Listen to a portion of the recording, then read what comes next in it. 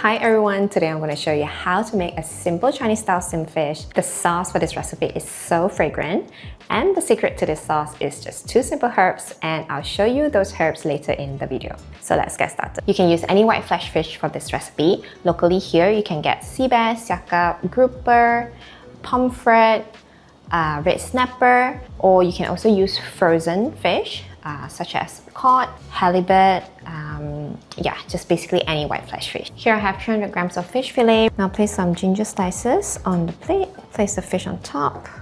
Once the water in the wok comes to a boil, steam the fish on high heat for 8 to 10 minutes. Remember the 2 spices I mentioned earlier? One is star anise and the other one is cinnamon. We're going to infuse these 2 spices into the oil later. Now we're going to heat up some oil. Star anise and cinnamon.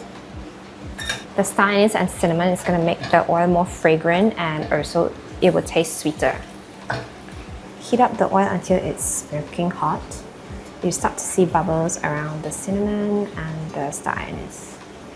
Then remove the cinnamon and the star anise. It's done. Some ginger, spring onions, coriander. So I always get this question, do I need to remove the water from the plate? And there is no right or wrong answer.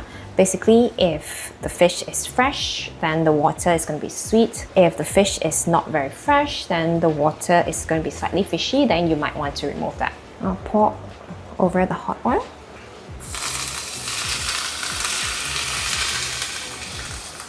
Light soy sauce.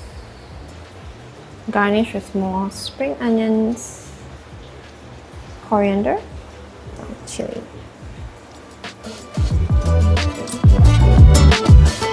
Okay, it's done. Can't wait to try this.